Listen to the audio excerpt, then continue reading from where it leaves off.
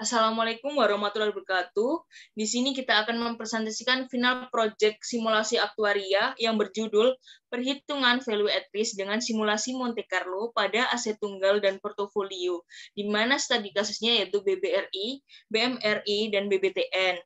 Sebelumnya, perkenalkan, saya Nabila Astia Fadrin, NRP 063018, dan rekan saya, Erik Matthew Wijaya, 063006.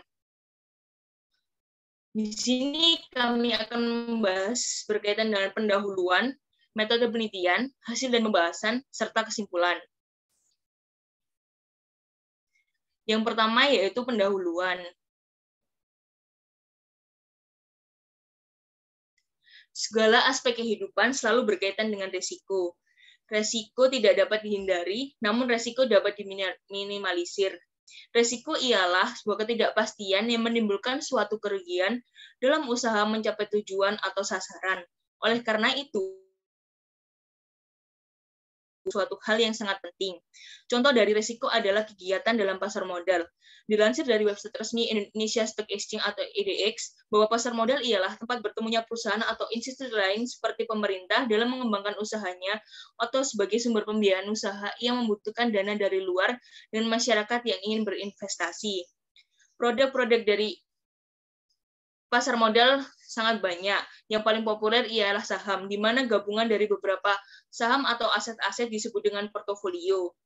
Untuk meminimalisir risiko yang ada, biasanya para investor bisa memperhitungkan value at risk atau VAR. VAR ialah estimasi potensi kerugian maksimum dari nilai aset yang berisiko pada periode waktu tertentu dengan confidence interval tertentu. Di mana perhitungan VAR itu dapat menggunakan beberapa metode, yaitu metode simulasi Monte Carlo, simulasi historis, atau simulasi varians kovarian. Namun pada penelitian ini kita menggunakan perhitungan VAR dengan metode simulasi Monte Carlo. Monte Carlo ini metode yang cocok untuk memperhitungkan faktor risiko yang berkaitan dengan pembangkitan bilangan acak yang mengikuti distribusi tertentu. Penelitian berkaitan dengan value at risk dengan simulasi Monte Carlo sudah banyak dilakukan. Sebagai contoh, ada penelitian dari Lucas Lucicio Goderio pada tahun 2013. Dia menggunakan saham perusahaan Brazil. Terus kemudian ada Leoni P. dan kawan-kawannya pada tahun 2013. Dia menggunakan aset perusahaan PT Indo Tambang Raya Megah Tbk atau ITMG, PT Bank Mandiri Tbk BMRI, dan PT Astra International Tbk ASII, serta portofolio yang dibentuk oleh ketiga aset. Kemudian oleh Nur Indah dan kawan-kawannya pada tahun 2016 tentang optimasi value at risk aset tunggal dan portofolio, di mana objek penelitiannya yaitu United Tractor Tbk atau UNTR, PT Bank Rakyat Indonesia BBRI, PT Astra International Tbk ASII, serta PT Bank Negara Indonesia BBNI. Selanjutnya yaitu metode penelitian. Yang pertama yaitu return. Menurut Jorian 2007, perubahan secara nyata dapat digambarkan oleh return. Return pada suatu aset ialah keuntungan atau tingkat pengembalian yang diperoleh sebagai akibat adanya investasi yang dilakukan. Menurut Hatton 2009, yang dikutip pada jurnal Gaussian, perhitungan return aset dapat dilihat pada slide berikut ini, di mana PT merupakan harga saham pada saat ini dikurangi harga saham sebelum dibagi dengan harga saham sebelum. Apabila terdapat N atau jumlah observasi, maka ekspektasi return dapat diestimasi dengan rata-rata sampel atau mean return. Rumusnya bisa dilihat pada slide. Kemudian mean return digunakan untuk estimasi varian tiap periode, yaitu kuadrat standar deviasi per periode adalah sebagai berikut.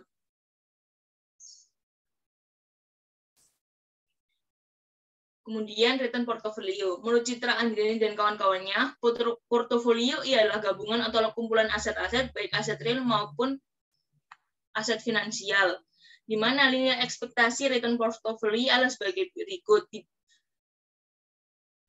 yaitu sigma dari WI, mu I, di mana WI ialah pembobotan dari masing-masing aset. Persamaan varian pengembalian yang dihadapkan pada portofolio ialah sebagai berikut, bisa dilihat pada slide. Kemudian value at risk. Menurut Syariah dan N. Pratiwi, value at risk ialah estimasi potensi kerugian maksimum dari nilai aset yang berisiko pada periode waktu tertentu dengan confidence interval tertentu. Maka dari itu, peluang bahwa suatu kerugian yang dialami dalam portofolio akan lebih rendah dibanding limit yang terbentuk oleh value at risk selama periode kepemilikan, di mana nilai dari value at risk itu bisa bernilai negatif maupun positif.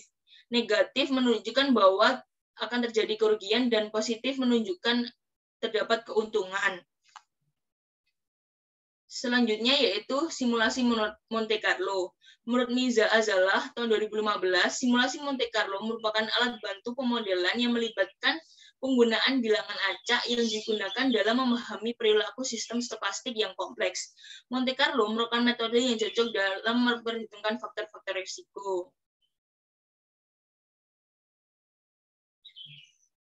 Selanjutnya akan dijelaskan oleh rekan saya. Ya, berikutnya adalah jenis dan sumber data. Data yang digunakan dalam penelitian ini adalah data sekunder, tepatnya data harga penutupan saham harian selama 1 tahun dari tanggal 7 Desember 2020 sampai 7 Desember 2021 dengan jumlah data 244 data. Data yang kita dapat bersumber dari website finance.yahoo.com dan analisis data menggunakan bantuan software Microsoft Excel. Data yang digunakan dalam penelitian ini ialah data close price saham BBRI, BMRI, dan BBTN. Berikutnya adalah variabel penelitian. Variabel penelitian yang digunakan dalam penelitian ini ialah nilai return yang berasal dari perhitungan harga penutupan atau closing price saham harian BBRI, BMRI, dan BBTN selama 1 tahun dengan jumlah data yaitu 244.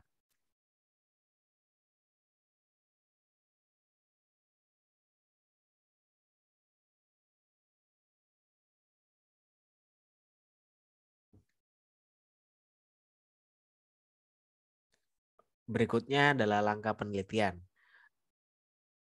Tahapan analisis data untuk perhitungan value at risk pada aset tunggal dengan simulasi Monte Carlo dalam penelitian ini ialah sebagai berikut. Yang pertama, menentukan return dari sebuah aset tunggal.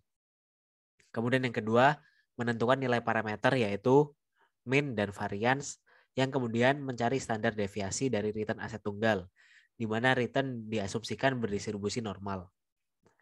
Langkah berikutnya adalah mensimulasikan nilai return dengan membangkitkan secara random return aset tunggal dengan parameter yang didapat pada langkah 2 sebanyak jumlah data awal atau sebanyak N, sehingga terbentuk distribusi empiris dari return hasil simulasi. Langkah berikutnya mencari estimasi kerugian maksimum pada confidence interval 1 min alpha yang dinotasikan dengan R. Yang kelima, menghitung nilai value at risk pada confidence interval 1 min alpha dalam periode waktu T hari dengan menggunakan persamaan 6. Selanjutnya mengulangi langkah 3-5 dengan iterasi sebanyak M kali, sehingga mencerminkan berbagai kemungkinan nilai VAR aset tunggal. Kemudian yang ketujuh, menghitung min hasil nilai VAR dari langkah 6. Sedangkan langkah penelitian untuk portofolio sebenarnya sama dengan aset tunggal, hanya saja perhitungan return portofolio itu didasarkan pada bobot setiap saham penyusun portofolio tersebut. Dan standar deviasinya juga dapat dihitung dari standar deviasi hasil perhitungan return portofolio.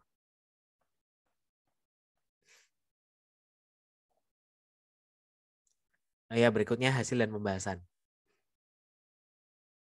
Yang pertama, tingkat kepercayaan, periode waktu, dan iterasi simulasi. Tingkat kepercayaan yang digunakan pada perhitungan value at risk dengan metode simulasi Monte Carlo, baik pada aset tunggal dan portofolio dengan gabungan 3 aset ini adalah 99%, 95%, dan 90%.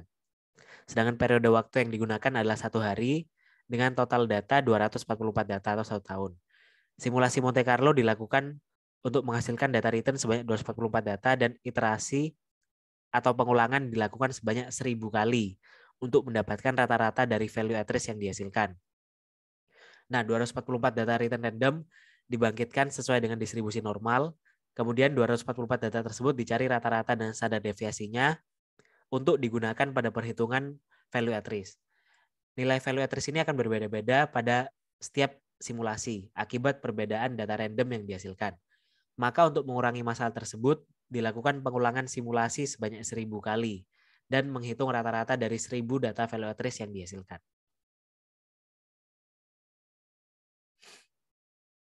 Berikut adalah hasil dari perhitungan value at risk dari ketiga saham dan portofolio gabungan dari 3 saham tersebut. Yang pertama ada BBRI.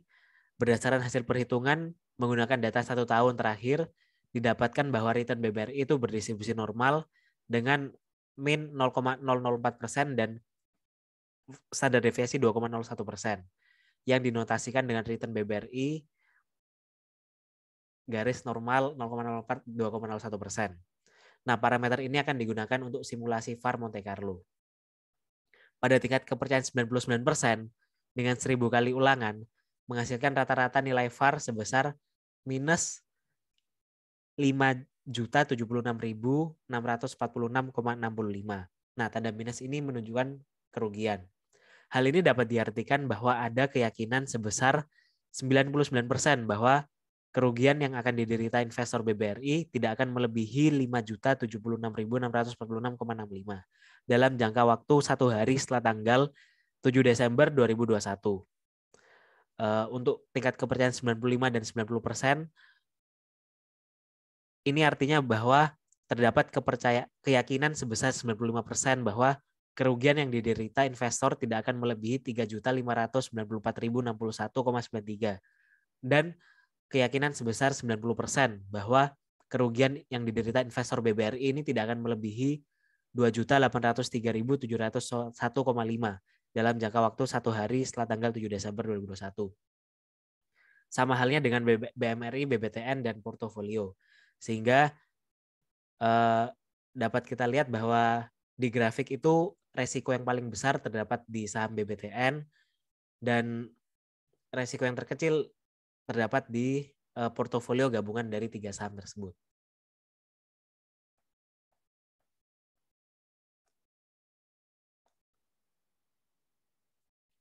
Berikutnya adalah kesimpulan dari penelitian ini.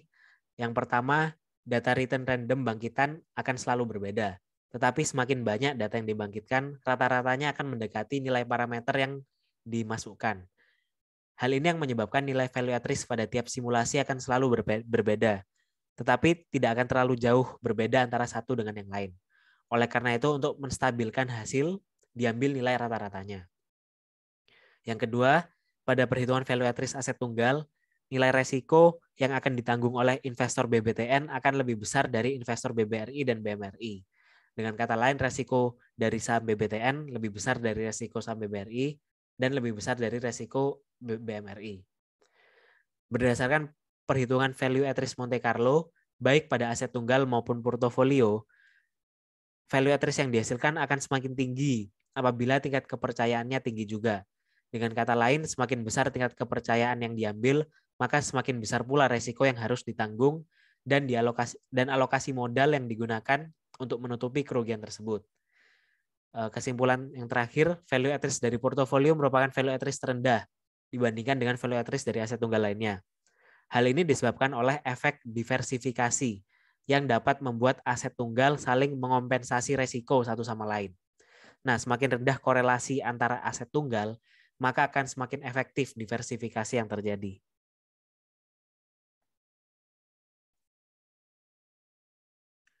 Berikut adalah daftar pustaka yang kita gunakan dalam penelitian ini.